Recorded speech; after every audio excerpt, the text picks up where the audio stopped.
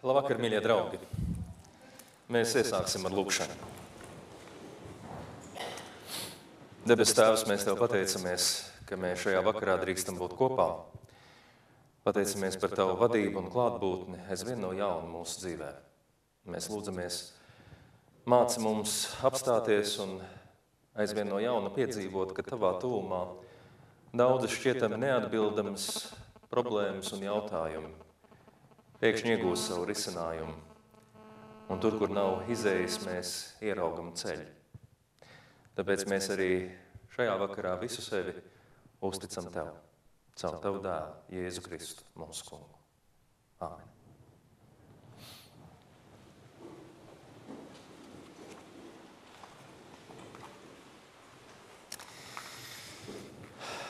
Mīļie draugi, arī šajā vakarā, kā visus šos meditācijas vakarus, mēs vispirms pievērsīsimies kādai tēmai, un pēc tam mēs, protams, varam uzdot jautājumus un arī praktizēt meditāciju. Un domājot par to tēmu, ko es vēlētos šajā vakarā pieminēt un par ko es gribētu dažus vārdus sacīt, es viņu varētu nosaukt vienā vārdā. Tas, par ko es gribu runāt, par ko es taisos runāt, ir lepnība. Un es mēģināšu dažas lietas no savas puses pastāstīt, kā var būt tas ceļš, tas garīgais skatījums, ko meditācija mums iemāca, palīdz uz šo lepnības problēmu paskatīties, kas tas vispār ir un ko mēs varam par to sacīt, ko mēs varam ar to darīt. Bet es gribu jums atklāt noslēpumu, ka daļēji es vēlos par šo lepnības problēmu runāt tieši tāpēc, ka, manuprāt, tā ir viena laba tēma, lai ilustrētu tādu mazliet plašāku lietu. Proti, jūs noteikti varbūt to zinat, ka jau no kādiem pirmajiem kristietības gadsimtiem tūkstnešu tēvu tradīcijā attīstās mācība par tā saucamām 9 dvēseles kaislībām vai dvēseles ciešanām, kā mēs varētu arī tulkot šo vārdu, kuras ir galvenās problēmas, ar kurām mēs kā cilvēki dzīves laikā cīnāmies un kas mums sagādā visādas problēmas. Mums ir jāsaprot, ka šis 9 kaislību saraksts, kur ir tādas lietas, kā lepnība, tai skaitā, bet tur ir arī godkāra, tur ir dusmas, tur ir skaudība, tur ir piemēram arī rijība vai tātad nepiesātinātība un tā tālāk. Ka šie saraksti, protams, neizsmeļ visas iespējamās problēmas, kādas mums dvēselē var būt, bet šie senie tēvi mācīja un sacīja, ka caur šiem 9 kaislībām mēs varam ieraudzīt lielāko daļu no mūsu garīgajām problēmām, mācīties viņus atpazīt un mācīties ar viņām strādāt. Un tie no jums, kas esat kaut ko vairāk lasījuši par eneagrammu vai bijuši semināros, ko mans kolēģis Linards šeit vada, zināsiet, ka arī eneagrammas sistēma ir būtībā balstīta un izrietoša no šīm 9 kaislībām. Bet redziet, tad, kad mēs runājam par lepnību, kas saskaņā ar šo sarakstu ir pati nejaukākā, pati visgrūtāk iznīcināmā dvēseles kaislība, tad, kad mēs to darām, mēs ļoti skaidri ieraugam vienu problēmu, kas ir šī lielā problēma, par ko es gribu šovakar parunāt. Redziet, ļoti bieži, tad, kad mēs runājam par cilvēka raksturu, kad mēs jautājam, kādiem mums vajadzētu būt, ko mums vajadzētu darīt ar savu raksturu, kādas īpašības izkopt, pret kādām cīnīties. Mums ir tendence veidot šos tikumu sarakstus, iepratī nāves grēku vai ļauno ciešanu vai kaislību sarakstiem. Un mēs kādreiz skatāmies uz sevi un cilvēkiem no šāda sarakstu viedokļa, kur ir kaut kāda pareiza uzvedība un ir kaut kāda nepareiza uzvedība. Un ja tu esi dusmīgs, tad tas ir slikti. Un ja tu esi priecīgs un laipns, tad tas ir labi. Un ja tu esi lepns, tad tas ir slikti. Un ja tu esi pazemīgs, tad tas ir labi. Un tā mēs šo sarakstus veidojam. Tas mums palīdz, acīm redzot, orientēties kaut kā, varbūt, es nezinu, dzīvē vai kā, un droši vien dod mums arī kādus orientierus, uz ko mums vajadzētu tiekties. Bet, ja mēs esam meditācijas ceļa gājēji, kur meditācija mums nemitīgi atgādina, cik bieži mēs pasauli sadalām labajā, ļaunajā, un šie mūsu nošķīrumi bieži vien ir ļoti neprecīzi, tad mēs būsim uzmanīgi arī šādi sadalot labās un sliktās īpašības, kādas cilvēkā var būt. Un mēs ieraudzīsim, ka situācija nav nemaz tik viennozīmīga. Un tas ir galvenais, ko es šovakar gribu jums no sevis iedot līdzi. Tad, kad mēs domājam par cilvēka raksturu, man vienmēr nāk prātā kāds autors, uz ko es atsaucos pirms 3 gadiem, vienā no meditācijas vakariem. Tas ir viens diezgan sen jau dzīvojis jūdu rabīns, kurš ir sarakstījis vienu tādu ļoti interesantu darbu, kas veltīts tieši cilvēka raksturu īpašību izkopšanai. Un varbūt kāds toreiz bijāt tajā meditācijas vakarā, jūs atcerēsieties, ka es atsaucos uz šo darbu, tāpēc, ka viņš ievadā, pirms viņš runā par dažādām cilvēku raksturu īpašībām, kur citu starpā ir arī lepnība, bet ne tikai. Viņš dod tādu skaistu salīdzinājumu. Un viņš saka, ja mēs jautājam, kas ir vajadzīgs, lai cilvēks būtu tāds, kādam viņam jābūt. Ja mēs jautājam, kas būtu tas ideālais cilvēks, ideālais raksturs. Viņš saka, ka tas ir vienmēr līdzīgs tam, kā mēs gatavojam kādu ēdienu. Un tad, kad tu gatavo ēdienu, viņš saka, tad ir jāsaliek kopā parasti daudzas un dažādas komponentes. Un svarīgākais pie ēdiena gatavošanas ir recepte, proti prasme šīs dažādās komponentes salikt vajadzīgajās proporcijās, vajadzīgajos lielumos. Doma ir apmēram tāda, ka, ja tu vāri kartupeļus, tev ir jāpieber nedaudz sāls, un tad tā lieta ir varbūt garšīgāka un labāka, bet droši vien būtu jocīgi, ja tu vārītu sāli un mēģinātu piebērt nedaudz kartupeļus. Tad tas ēdiens iespējams nebūtu tik baudāms. Tieši tāpat mums ir dažādas garšvielas, skābes, bieži vien pat rūgtas, kuras mēs vajadzīgajās proporcijās saliekot kopā, izveidojam kaut ko vērtīgu un skaistu un labu, baudāmu un garšīgu. Un viņš saka, tieši tāpat tas ir ar cilvēku raksturu īpašībām. Tā vietā, lai mēs sacītu lepnība, nē, pazemība, jā, dusmas nekad, smaids un mīlīgums vienmēr. Viņš saka, tā lietas būtība ir mazliet cita. Tas jautājums vienmēr ir, kā mums ieraudzīt līdzsvarot attieksmi un saprast, ka dažos gadījumos ir lietas, ar kurām mums ir jābūt lepniem, un ir situācijas, kurās mums varbūt pat pietrūkst kaut kas no tā, kas ir aprakstīts šajā īpašībā.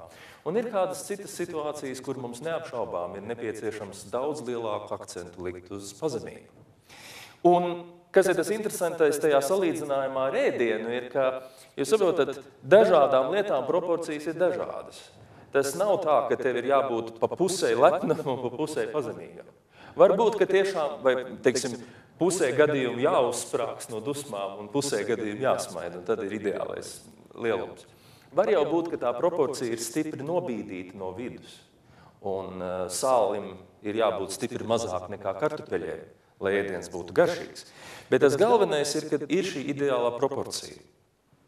Un patiesībā stāsts nav par to, ka mums vajadzētu tagad kaut ko no sevis vienkārši operēt laukā un kaut kādas sajūtas sevī pilnīgi mēģināt iznīcināt un atmest. Bet stāsts ir par to, ka mums ir jāatrod un jāsaprot, kā darbojas visa tā mūsu dvēseles iekšējā pasaule, jāatrod tā īstā garša, tas īstais vadmotīvs un punkts, lai mēs to varētu sabalansēt. Un no šāda viedokļa ļaunums vai rakstura trūkumi ir nevis stāsts par to, ka ir kaut kādas īpašības, kuras mums ir un kurām viņas vispār nedrīkstētu mums būt, un ir kaut kādas īpašības, kuras mums ir vajadzīgas vairāk, bet stāsts ir par to, ka trūk šī pareizā proporcija. Ļaunums ir nevis kaut kas, kas ir pilnīgi pretējs Dievam, tādā nozīmē, ka ir Dievs un tad ir ļaunums, un mēs varētu sacīt, mums ir jāpieķeras tam, kas ir Dievs un jāatmet viss tas, kas ir ļauns, kā mēs kādreiz dualistiski sadalām pasauli. Bet drīzāk stāsti par to, ka ja tiek izjaukta proporcija, Ja tu esi nelaikā, nevietā un neproporcionāli sasvēries uz vienu pusi, tad tā ir problēma. Un es domāju, ka aizlietoties visam priekšā, tā ir viena lieta, ko mums meditācijas ceļš ārkārtīgi skaidri māca. Lai par jebkuru cilvēku īpašību mēs runātu, un dažus vārdus mirkli vēlāk es sacīšu par šo lepnību, lai par kuru cilvēku īpašību mēs runātu. Mēs nerunājam par kaut ko absolūti labu vai absolūti ļaunu. Mēs runājam par to, kā un kādos gadījumos un kādās proporcijās un līmeņos mums attiecīgi viens vai otrs dvēseles aspekts un spēks būtu jālieto. Un šajā ziņā tas nav nekas jauns. Es pieminēju šos tūkstnešu tēvus, kas runā par šīm kaislībām. Kāpēc viņi viņus nosauc par kaislībām vai, kā es teicu vēl precīzāk, ciešanām, kas pārņem dvēseli? Tieši tāpēc, ka tad, ja kaut kas tavā dvēselē par daudz izplešās un par daudz tevi pārņem, tad tas kļūst par problēmu. Tad tas kļūst par ciešanu avotu tavā un citu cilvēku dzīvē. Un nezinu, kā tas ir jums, bet man priekš sevis un arī priekš citiem cilvēkiem, kad es ar viņiem runāju, šī, man liekas, ir lieta, ko man ir sev nemitīgi jāatgādina. Man nav jāapkaro principiāli tās spējas un iespējas, kas manā dvēselē ir ieliktas. Jautājums ir par līmeņiem un proporcijām. Tiklīdz tie tiek izjaukti, mums sākas ļoti liels problēmas, ļoti liels ciešanas. Un tas ir kā kristietība vispār skatās uz ļaunumu. Atceraties, es esmu to arī pieminējis, ka kristietība nav dualisms. Kristietība nesaka, ir Dievs un ļaunais. Kristietība saka, ļaunums ir tas, kas norisinās un notiek radības iekšienē. Tad ir mirklī, kad Dievs viņai dod iespēju dzīvot un pastāvēt, radība ir spējīga savīties kopā tādos slēgumos, kur ir bīstami un apdraudoši. Un tāpēc atceraties, vienmēr salīdzinājums ir ar, piemēram, plaisu sienā. Ja? Kad tu redzi, kad ir kāda griesti vai kur citur, ja tu redzi, ka tur ir tāda liela plaisa, ja šajos griestos parādītos liela plaisa, mēs saprastu, ka tā ir reāla problēma. Jo no vienas puses tas nozīmē, ka kaut kas nav kārtībā, kaut kas īsti neturās kopā un nedod Dievs, kaut kas varētu mums sagāsties virs galvas. No otras puses tāda lieta kā plaisas pati par sevi nepastāv. Plaisa pastāv tikai tur, kur ir siena. Un tieši tāpat arī ļaunums kristietības izpratnē ir plaisa sienā. Un lai neviens man nesaka, ka ar to es noliedzu ļaunumu īstumu, ļaunums ir absolūti reāls. Tagad tev tā plaisa ir virs galvas, tu saproti, ka tā ir reāla lieta, tas ir reāls apdraudējums. Un tai pašā laikā plaisa nestaigā pa ielu apkārt un neuzbrūk tev no kaktiem. Tā nav arī kaut kāda lieta, kuru kāds ir uztaisījis. Tā ir lieta, kura pastāv. Tanī brīdī, kad kaut kas nav kārtībā ar to, kas ir pati siena vai velve vai griesti, vienalga, kas tas būtu. Tad, kad tur ir kaut kāda disproporcija, ka tur kaut kas neiet kopā, tad mirklī mēs sakam, tur ir plaisa, tur ir problēma, tur ir iespējams apdraudējums. Nu, lūk, līdz ar to vienmēr šīs ciešanas un nobīdes mūsu dzīvē rodas no aplamiem veidiem, kā mēs cenšamies sasniegt savu laimi, kā mēs cenšamies sasniegt piepildījumu. Un tāpēc, ja man būtu jārunā un ir jārunā par šo jēdzienu lepnību, tad es gribētu šovakar jums sacīt, ka, piemēram, ir ļoti grūti un ļoti sarežģīts īstenībā uzdevums novilkt robežu starp to, ko kristietība sauktu par lepnību, un tur, protams, neapšaubām ir negatīva pieskaņa šim vārdam, un to, ko no otras puses mēs varētu nosaukt par nobriedušu un rīcības spējīgu personību un personu. Un es gribu uzsvērt, cik šīs lietas ir daudzajādā ziņā līdzīgas un daudzajādā ziņā atšķirīgas. Kāpēc es to cenšos uzsvērt? Ir tāpēc, ka daudziem kristīgiem cilvēkiem liekas, ka tas, ko Kristus mums ir mācījis un tas, ko viņš no mums sagaida, ir, ka mēs esam tādi visnotaļ gļēvi, pakļāvīgi cilvēki, kur ir gatavi nest jebkuru krustu, ko kāds viņam uzkarina kaklā, kur ir gatavi visu panest, visu piedot, no visu atsacīties.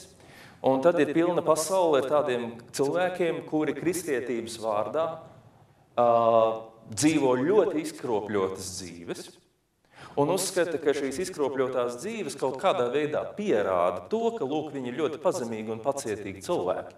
Kā rezultātā viņiem pienāktos liels atalgojums par to, ka viņi šajā dzīvē izvēlas šo ļoti grūto sarežģīto ceļu. Bet atkal gribētu atsaukties uz vēl vienu lekciju, ko mēs šeit kopīgi runājām. Proti, vienā reizē mēs runājām par to, kas ir meditācijas viens no galvenajiem uzdevumiem, ja mēs skatāmies austrumos. Ja mēs skatāmies, piemēram, uz to pašu zen praksi, kur skolotāji māca savus mācekļus, un jūs zināt, viņiem tur ir interesants dažādas metodas, ne tikai sēdēšana meditācijā, tur ir arī, piemēram, tā saucamie koāni, šīs mīklas, kas tiek uzdotas, lai māceklis cīnītos ar viņām un meklētu savu atbildi.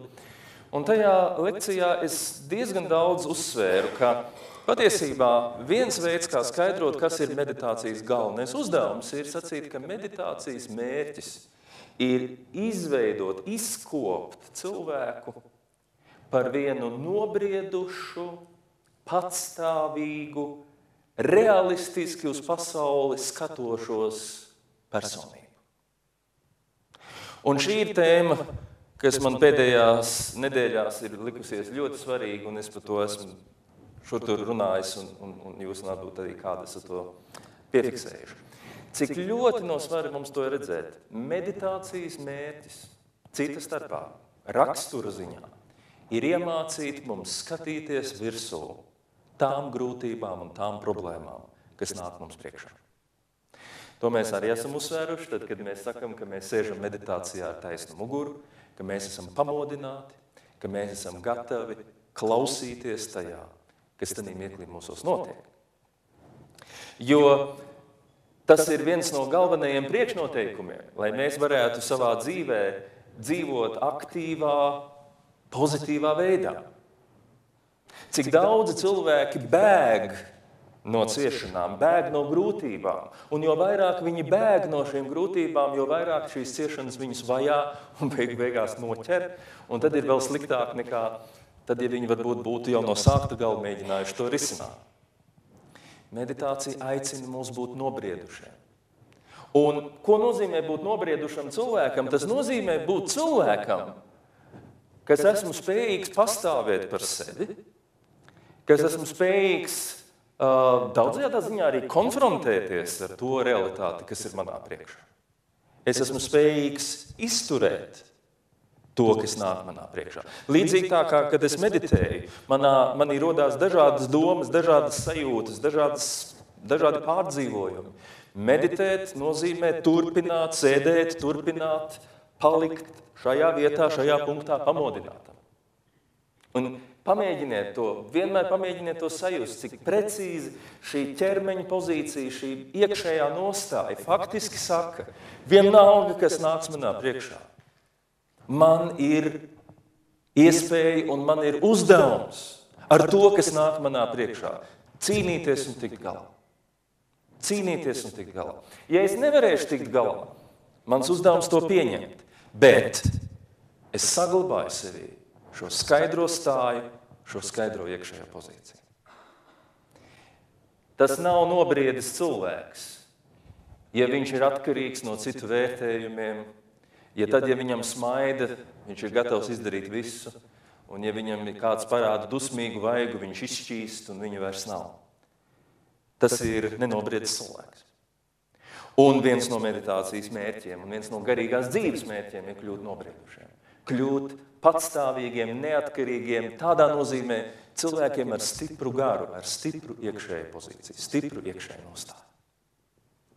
Un tagad paklausieties, cik smalka ir nianse starp to, ka tu esi cilvēks, kas esmu spējīgs pastāvēt, kas ir spējīgs cīnīties ar ciešanām, nevis bēgt, nevis mēģināt izlikties, nevis mēģināt no viņām izvairīties, bet skatīties viņām virsū.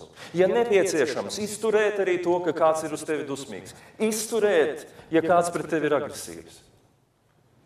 Un brīdi, kad tu esi vienkārši lepns un iedomīgs āzis, kurš uzskata, ka visam ir jānotiek tā, kā tu domā, un ka tu esi īpašs, un ka visiem ir jāstāj gatavi apkārt, un tu esi labāks par citiem.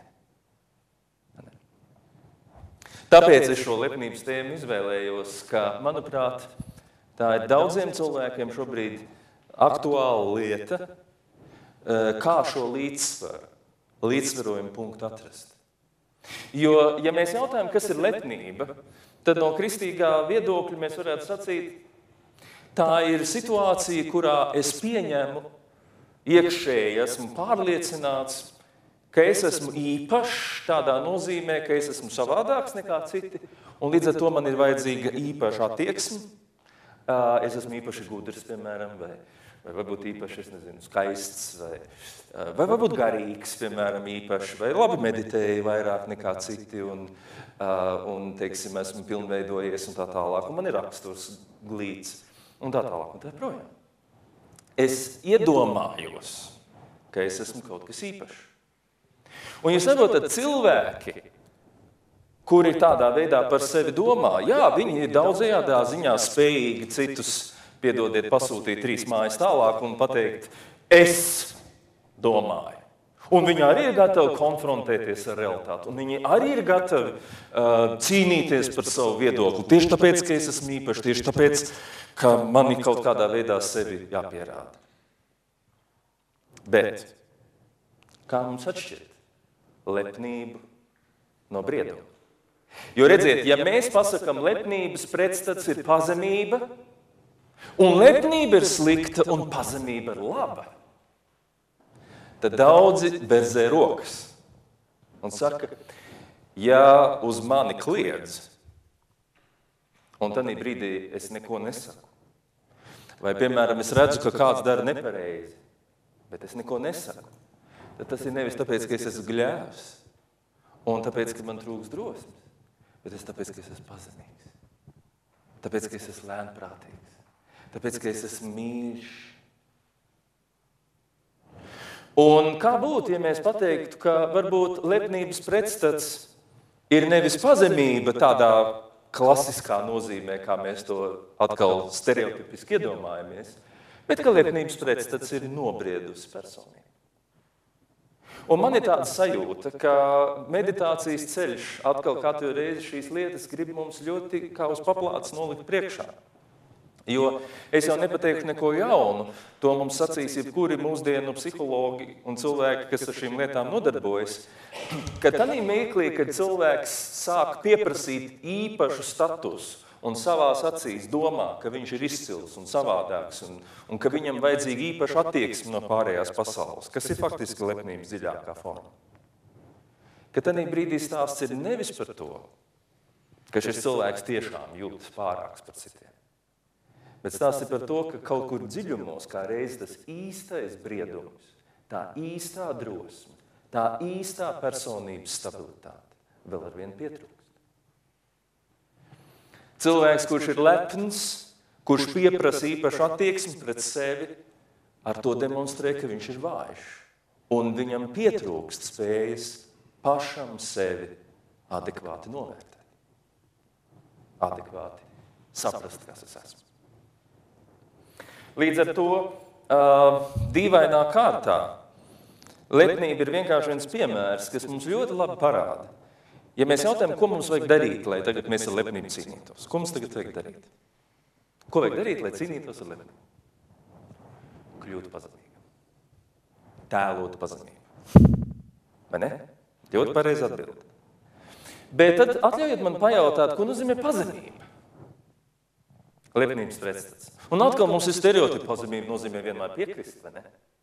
Nē. Pazemība nozīmē, ko nozīmē pazemība? Pazemība nozīmē, ka es staigāju bišķiņ līgs. Nē, nu labi, tas nav pazemība. Pazemība. Kas ir pazemība? Kas ir pazemība? Domāt, ka es esmu slikts, ka es esmu sliktāks nekā citi. Vai ne? Lepnība ir domāt, ka es esmu labāks nekā citi. Pazemība nozīmē, ka es domāju, ka es esmu sliktāks nekā citi. Vai ne? Un tad jautājums, ko darīt ar to cilvēku, vai ne, vienmēr anekdotiski. kurš domā, ka viņš ir vissliktākais no visiem. Un tad brīdī, kad mēs pasakām, ka es esmu sliktākais no visiem, es saprotu, ka tur jau tā pati lepnība vien ir. Jo es esmu īpašs ar to, cik es esmu slikts. Es esmu īpašs ar to, cik es esmu nepareizs. Es esmu īpaši nepareizs un īpaši slikts. Un tad mirklī mēs saprotam, ka arī pazemības pretstats nav lepnība. Bet varbūt arī pazemības pretstats ir līdzsvara punkts. Tas ir, ko es gribu visu laiku sacīt. Jebkuras īpašības, kura ir pārspīlēta pretstats, pareizais pretstats, ir nevis otra pārspīlēta īpašība, bet pretstats ir līdzsvara punkts. Pretstats ir tas mirklis, un tad jūs jautāsiet, kas tad tas ir? Kas tad tas ir? Ja es saku, ka lepnība nozīmē iedomāties, ka es esmu vairāk nekā es esmu, un pseido pazemība nozīmē, ka es iedomājos, ka es esmu sliktāks nekā visi citi. Un ļoti bieži tie, kas iekšēji jūtās sliktāk nekā visi citi, uz ārā mēģina parādīties labāk nekā visi citi, ja, tur atkal šī skaistā saspēle. Tad kas ir pretstat punkts? Pretstat punkts ir mācīties pieņemt to, ka es esmu tāds, kāds es esmu. Šī spēja skatīties realitātei virsū. Tas, kas atšķir lepnību no normāla cilvēka pašapziņas un eksistences, un tas, kas atšķir viltus pazemību no normāla cilvēka eksistences un pašapziņas, ir tieši šī spēja realistiski izvērtēt lietas. Realistiski redzēt, ka es esmu daļa no šīs pasaules. Nevis pārāks, nevis sliktāks kā visa pasaule, nevis pāri viņai, nevis zem viņas. Es esmu daļa no šīs pasaules, un mana būtība ir vienlīdzīga, ja tā var sacīt, uz viena pakāpiena stāvoša ar to, kas notiek arī ārpusē, kas ir šajā pasaulē. Citiem vārdiem sakot, pazemība arī ir realistisks skatījums uz sevi. Un nekad neticiet, ka pazemīgam būt nozīmē kaut kā speciāli sev pazemināt. Pazemīgam būt nozīmē realistiski skatīties uz lietām. Pazemīgam būt nozīmē sacīt, šajā brīdī es šo lietu varu izdarīt labāk nekā citi. Un nākamajā brīdī es šo lietu varu izdarīt sliktāk nekā citi. Un tad, kad es to varu izdarīt labāk nekā citi, man ir jābūt pietiekami pazemīgam, lai to izdarītu. Un tad brīdī, kad es to varu darīt sliktāk nekā citi, man jābūt pietiekami pazemīgam, lai pateiktu, tagad to jādara kādam citam. Es nezinu, man izdodas nokomunicēt to domu. Bet, ja man būs vienpusīgi tā lieta, un vienmēr es būšu sliktāks nekā citi, es būšu nost no tā punkta, no tā līdzsvara punkta, kurā man ir jāatrod. Un tāpēc es aicinu jūs šajā vakarā saprast, ka, ja mēs skatāmies uz vārdu pazemība, lepnības pretstatu, krievu valodā, kas ir smireņi, un tas, kas tur skan cauri, ir tāda pieņemšana un samierināšanās. Tad tā nav samierināšanās ar ļaunumu, ar netaisnību. Ļaunums, jūs saucat, kas ir ļaunums? Mācītāji, jo tu jau teici, ka ļaunums nav. Ļaunums ir, plaisa ir, nevajag samierināties ar plaisu. Jūs saprotat man pareizi. Nevajag viņu absolutizēt. Nevajag taisīt teorijas, kas neatbilst patiesībai. Ja ir plaisa, viņi jāiztaisa ciet, pēc iespējas ātrāk. Bet tādā mirklī, kad es pārtulkoju šo vārdu smireņi kā pieņemšanu, samierināšanos, runa ir nevis samierināties ar ļaunumu, samierināties ar netaisnību, samierināties ar to, ka kāds ir agresīvs un mēs to vienkārši aizvērsim acis un pieļausim. Bet samierināties ar realitāti kā tādu. Samierināties ar realitāti kā tādu. Un tāpēc, piemēram, meditācijas gudrība mūs māca, ka, ja tu gribi apkarot savu lepnību, ja tu negribi būt lepns, tad zini, kas tev ir jādara. Tev nevis jāspiež sevi justies slikti un jāmēģina tagad justies sliktākam nekā citi. Bet tev ir jāmēģina saprast, ka tu esi tāds pats cilvēks kā visi citi. Un tas nozīmē, ka tev ir labās īpašības un sliktās īpašības, ka brīžiem tu spēji un brīžiem tu nespēji. Un jo realistiskāk mēs uz sevi skatāmies, jo stiprāki mēs esam. Jo vairāk mums ir spēka vajadzīgajā brīdī iedot pretsparu, vajadzīgajā brīdī piekāpties un ļaut lietām notikt.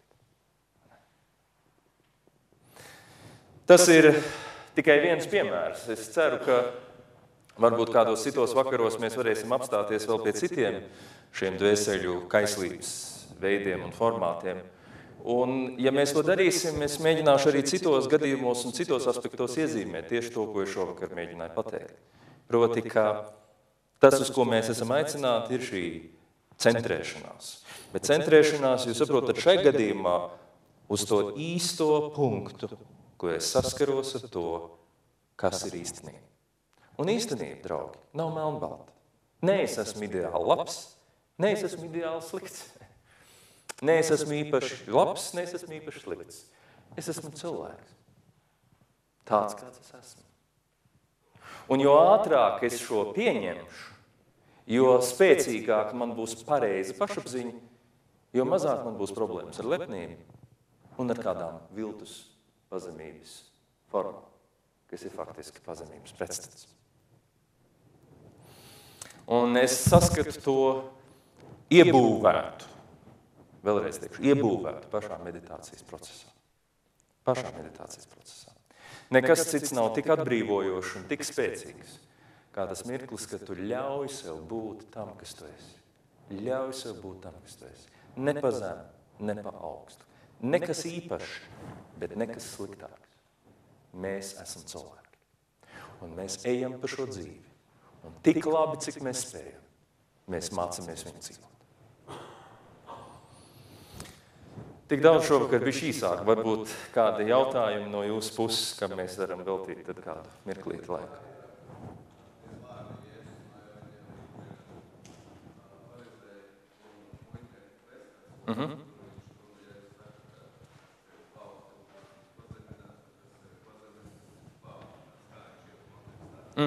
Okay.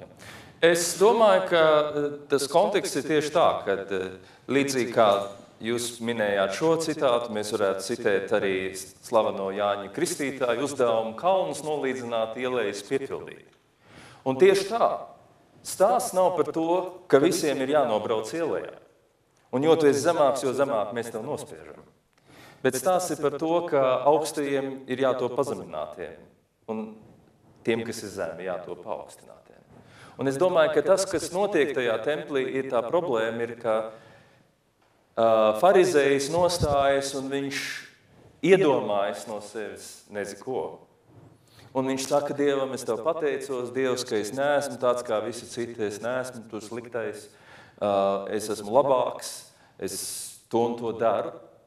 Un viņš nostiprinās tajā savā paaugstinātībā. Un tā ir viņa problēma.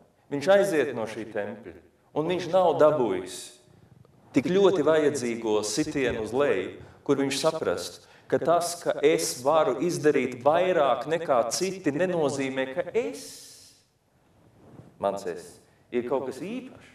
Tas vienkārši nozīmē to, ka man ir dota šīs iespējas. Un man ir tādā veidā darbojas mans organisms, tādā veidā darbojas man talanti, es varu kaut ko izdarīt. Savukārt tas, kurš ir muitnieks, viņš sit pie krūtīm, viņš saka, es man grēciniekam žēlīgs, un par viņu, Jēzus saka, viņš aizgāja, attaisnots, labāks par otru. Un es domāju, ka tas muitnieks, jā, varbūt mēs varētu sacīt, cik tā viņa pazemība tur ir atkal līdzsvarā, bet tas, kā viņš lūdz Dievu, un tas, ar kādu godīgumu un patiesumu viņš meklē, ir rezultējis tajā, ka viņš saņem mierinājumu. Viņš saņem no Dieva šo mierinājumu, ka Dievs viņam piedod, ka Dievs viņu pieņem, ka Dievs viņu akceptē. Un tā tiešām ir zinām taisnība, ka, teiksim, no pazemības, teiksim, no tāda stāvokļa, ka es jūtos slikti par sevi, bieži vien tas ir mirklis, kad es vispār meklēju evaņģēliju, ka es meklēju ticību. Tad ir mirklī, ka mums ir slikti, mēs sākam domāt par ticību, un ticība mums piepaceļ. Tāds ir. Diemžēl tad, kad mēs esam ļoti augstās domās par sevi, mēs bieži pat neatnākam uz to tēmu. Un līdz ar to mums nav kas piezemina, izņemot kādu dzīves sitieni, kuri tad mums liek no jauna atkal atgriezties tajā pazemības stāvoklī. Ja? Bet tātad es gribētu sacīt, ka arī šeit ir runa par līdzsvaru. Jo Dievs nevēlās, ka mēs staigājam apkārt nomākti un izmisuši par šo eksistenci. Viņš grib, lai mēs staigājam apkārt ar ļoti skaidru skatu, kas mēs esam un ko mēs varam. Un tāpēc augstiem jātop pazeminātiem, pazemīgiem jātop paceltiem. Varbūt vēl kaut kas?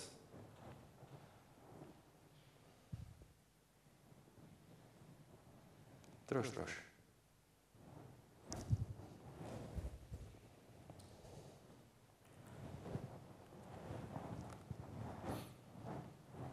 Kā cīnīties ar lepnību? Palielināt savu pašapziņu. Īsto pašapziņu. To īsto realitātes izjūtu. To paaugstinot. Mēs atbrīvojamies no nepieciešamības būt īpašiem, jo izrādās ir labi ar to, kas mēs esam.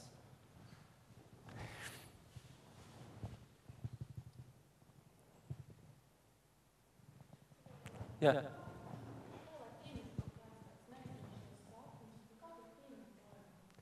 Pieņemt neizdevušos sapņus? Jā. Kādām metodēm mēs varam pieņemt savus nepiepildījušos sapņus un to, kas ir? Es sacītu tā, man pilnīgi neērti. Ja? Viena no metodēm ir meditācija. Ja? Proti, kāpēc? Tāpēc, ka meditācijas mirklis mums māca pamatu uzticēšanos realitātei kā tādai. Jūs saprotat, jūs jau zināt, visa mācība, kas mums tiek sacīts šajos te mistiķu rakstos un tekstos, visa problēma ir tajā, ka tiek ieviesta starpība starp mani un pasauli. Un tad ir tā, ka es skatos uz šo pasauli, un tur nenotiek tā, kā es gribu. Un tad tas mans ego sāk diktēt lietas. Un tas ir, kas ir lepnība.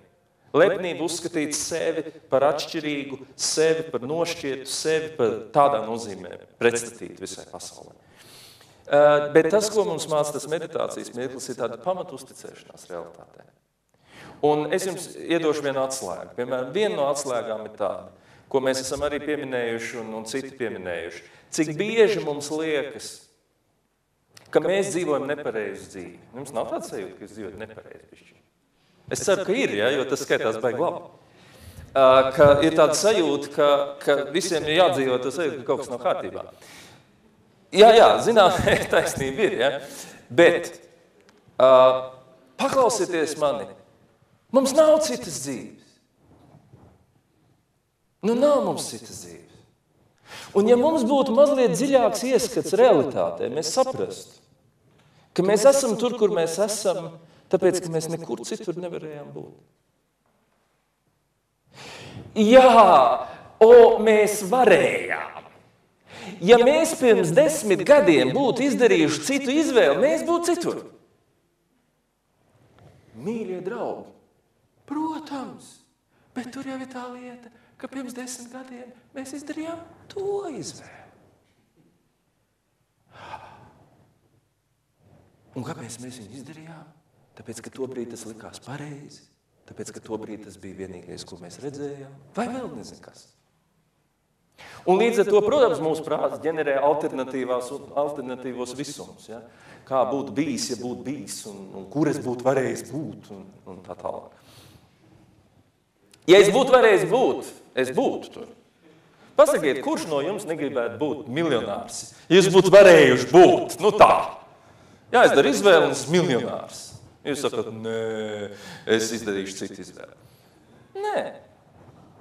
Jūs izdarat labākās izvēles, kādas ir jums pieejamas. Jūs izvēlaties labāko, ko jūs spējat izvēlēties. Un mēs esam tur, kur mēs esam. Un tad mums ir iespēja sacīt, cik šausmīgi, ka es esmu tur, kur es esmu. Jo mana īstā dzīve taču ir vidusjūras krastā, tai baltajā mājā ar skatu uz jūru, Bet tā nav. Tā ir ilūzija. Ir šī dzīve.